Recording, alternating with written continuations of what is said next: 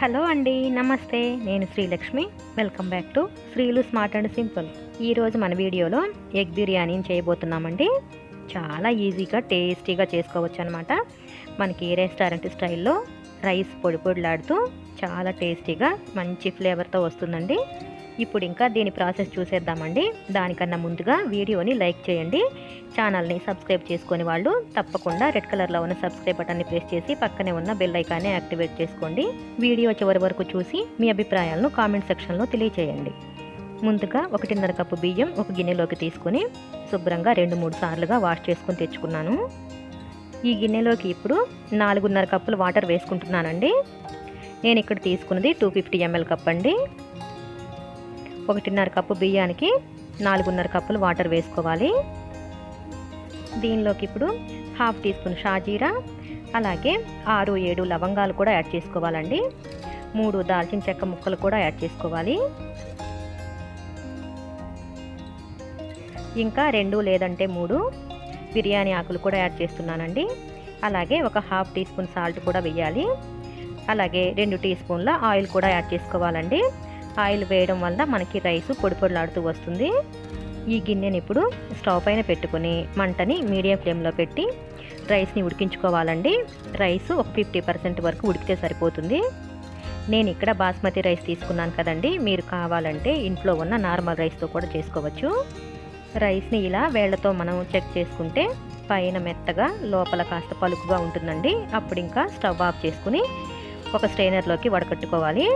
Water అంతా కూడా తీసేయాలండి. ఈ రైస్ని ఇప్పుడు ఒక వెడల్పాటి ప్లేట్లోకి చల్లారబెట్టుకోవాలండి. అలాగే ఉంచేసామంటే అన్నం ముద్దగా అయిపోతుంది. ఇప్పుడు ఇంకా ఒక బాండీ పొయ్యి మీద పెట్టుకొని 3 టేబుల్ స్పూన్ల ఆయిల్ వేసానండి. అది కాస్త వేడైన తర్వాత 2 చిన్న సైజు ఉల్లిపాయల్ని ఇలా సన్నగా బారుగా కట్ చేసుకున్నానండి. దీన్ని ఇప్పుడు ఆయిల్లో వేసి హై ఫ్లేమ్లోనే బ్రౌన్ కలర్ వచ్చేంత వరకు వేయించుకోవాలి. హై ఫ్లేమ్లో ఇలా కలుపుతూనే వేయించుకోవాలండి, లేదంటే మాడిపోతాయి. చూసారుగా మంచి కలర్ వచ్చాయండి. దీన్ని ఇప్పుడు ఒక బౌల్లోకి తీసుకొని పక్కన పెట్టుకుందాం. ఆయిల్ ఎక్కువగా ఉంది కాబట్టి తీసేస్తున్నానండి. మనకి ఇక్కడ 1.5 టేబుల్ స్పూన్ అయితే సరిపోతుంది. ఈ ఆయిల్లోకి ఇప్పుడు 1/2 టీ స్పూన్ కారం, అలాగే చిటికెడు పసుపు, 1/4 టీ స్పూన్ సాల్ట్ కూడా వేసుకుని ఒక్కసారి కలుపుకోవాలండి. దీనిలోకి ఇప్పుడు ఉడికించి పొట్టు తీసి పెట్టుకున్న 4 ఎగ్స్ని వేసి ఫ్రై చేసుకోవాలండి. ఈ ఎగ్స్ని ఒక 5 నిమిషాల పాటు ఇలా కలుపుతూనే మీడియం ఫ్లేమ్లో ఫ్రై చేసుకోవాలండి. 5 నిమిషాల తర్వాత చూడండి చక్కగా ఫ్రై అయిపోయాయి. ఇప్పుడు వీటిని ఒక బౌల్లోకి తీసుకొని పక్కన పెట్టుకుందాం. ఇప్పుడు ఇంకా అదే బాండీలోకి మనం హోల్ గరం మసాలా వేసుకోవాలండి. ముందుగా 1/2 టీ స్పూన్ షాజీరా, అలాగే 2 దాల్చిన చెక్కలు, 4 లవంగాలు, 1 జాపత్రి, 3 మరాఠీ మొగ్గలు, జాజికాయల ఒక చిన్న ముక్కని యాడ్ చేస్తున్నానండి. అలాగే 4 యాలకులు కూడా యాడ్ చేసుకోవాలి. ఇవన్నీ కూడా ఒక్కసారి కలిపి ఒక 1/2 నిమిషం పాటు ఫ్రై చేసుకున్న తర్వాత 1 ఉల్లిపాయని నేను సన్నగా కట్ చేసుకుని యాడ్ చేసుకుంటున్నానండి. మీడియం సైజ్ ఆనియన్ని 1 తీసుకున్నాను. అలాగే 2 పచ్చిమిర్చి కూడా ఇలా చీలికలుగా కట్ చేసుకుని యాడ్ చేశాను. దీని మొత్తాన్ని కూడా ఇలా ఫ్రై చేసుకోవాలండి. మీడియం ఫ్లేమ్లో ఫ్రై చేసుకోవాలి. ఉల్లిపాయ వేగిపోయింది కదండి. దీనిలోకి ఇప్పుడు 1 టీ స్పూన్ అల్లం వెల్లుల్లి పేస్ట్ కూడా వేసి ఇలా కలుపుతూ ఫ్రై చేసుకోవాలి. ఇలా 1 నిమిషం పాటు ఫ్రై చేసుకుంటే దానిలోని పచ్చి వాసన అంతా కూడా పోతుంది. ఇలా ఫ్రై చేసుకున్న తర్వాత దీనిలోకి ఇప్పుడు 1/2 టీ స్పూన్ ధనియాల పొడి, 1/4 టీ స్పూన్ బిర్యానీ మసాలా పొడి, అలాగే 1/2 టీ స్పూన్ గరం మసాలా పొడి, 1/2 టీ స్పూన్ కారాన్ని కూడా యాడ్ చేసుకోవాలి. ఇంకా ఒక 1/2 టీ స్పూన్ వరకు సాల్ట్ కూడా యాడ్ చేసుకోవాలి. సాల్ట్ మనం రైస్ బాయిల్ చేసేటప్పుడు వేసాము, అలాగే ఎగ్స్ ఫ్రై చేసేటప్పుడు కూడా వేసుకున్నాం కాబట్టి మీ టేస్ట్ తగినట్టుగా చూసి వేసుకోండి. ఈ మసాలా మొత్తాన్ని 1 నిమిషం పాటు వేయించుకున్న తర్వాత దీనిలోకి ఇప్పుడు 1/2 కప్పు వరకు పెరుగుని యాడ్ చేసుకుందాం. ఈ పెరుగు మసాలా అంతా కూడా కలిసేలాగా బాగా కలుపుకోవాలండి. ఇలా కలుపుకుని మీడియం ఫ్లేమ్లో ఒక 5 నిమిషాల పాటు ఉడికించుకుంటే మనకి ఇట్లా నూనె అంతా కూడా పైకి తేలి చక్కగా మసాలా అంతా కూడా బాగా ఉడికింటుంది. ఇప్పుడు ఇంకా మనం ఫ్రై చేసి పెట్టుకున్న ఎగ్స్ కూడా యాడ్ చేసి 1 నిమిషం పాటు ఈ మసాలాల్లో ఎగ్స్ని ఉడికించుకోవాలండి. ఇలా కలుపుతూ మసాలా అంతా కూడా ఎగ్స్కి పట్టేలాగా ఉడికించుకోవాలి.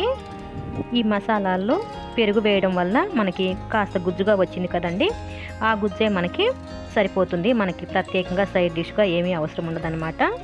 దీనిలో నుంచి ఇప్పుడు మనం సగం గుజ్జు అలాగే 2 ఎగ్స్ను కూడా తీసి పక్కన పెట్టుకుందాం. ఇప్పుడు ఇంకా బాండీలో మిగిలిపోయిన గుజ్జు అలాగే ఎగ్స్ను కూడా ఈక్వల్గా ఇలా పరుచుకోవాలండి. ఇప్పుడు ఇంకా స్టవ్ ఆఫ్ చేసి మనం రైస్ని దమ్ చేసుకోవడానికి సిద్ధం చేసుకోవాలండి. ఈ బాండీలోకి ఇప్పుడు మనం ఉడికించి పెట్టుకున్న రైస్లో సగం రైస్ను వేసుకోవాలండి. ముందుగా చూడండి, రైసు పొడి పొడిలాడుతూ రైస్ ఎక్కడా కూడా విరగకుండా చాలా బాగా వచ్చింది కదా. రైస్ని ఇలా పొడి పొడిగా చల్లుకుంటూ వేసుకోవాలండి. దీనిపైన ఇప్పుడు కొద్దిగా పుదీనా అలాగే కొద్దిగా సన్నగా కట్ చేసి పెట్టుకున్న కొత్తిమీరను కూడా చల్లుకోవాలి. ఇంకా మనం ఫ్రై చేసి పెట్టుకున్న ఆనియన్స్లో సగం ఆనియన్స్ని ఇలా చల్లుకోవాలండి. ఇంకా ఇప్పుడు మనం పక్కన తీసి పెట్టిన ఎగ్స్ అలాగే గ్రేవీ ఉంది కదండి, దాన్ని ఇలా పలుచుగా స్ప్రెడ్ చేసుకున్నట్లుగా వేసుకోవాలి. ఇప్పుడు ఇంకా మనం ఉడికించి పెట్టుకున్న రైస్లో ఇంకా హాఫ్ ఉంది కదండి, దాన్ని మొత్తాన్ని కూడా ఇలా వేయాలి. రైస్ని ఎప్పుడూ కూడా అదిమినట్టుగా వేయొద్దండి, పైన ఇలా చల్లుతున్నట్లుగానే వేస్తేనే మనకి చక్కగా పొడి పొడిలాడుతూ వస్తుంది, లేదంటే ముద్దగా అయిపోతుందండి. ఇప్పుడు ఇంకా చివరిగా ఈ రైస్ పైన సన్నగా కట్ చేసి పెట్టుకున్న కొత్తిమీర పుదీనాతో పాటు మనం వేయించి పెట్టుకున్న ఆనియన్స్ ఉన్నాయి కదండి, అవి కూడా మొత్తం అన్నీ కూడా ఇలా వేసేయాలి. బిర్యానీ మంచి ఫ్లేవర్తో టేస్టీగా రావాలని నేను 1 టీ స్పూన్ నెయ్యిని కూడా యాడ్ చేశానండి. ఇది మీ ఆప్షనల్ అండి, వద్దనుకుంటే స్కిప్ చేయొచ్చు.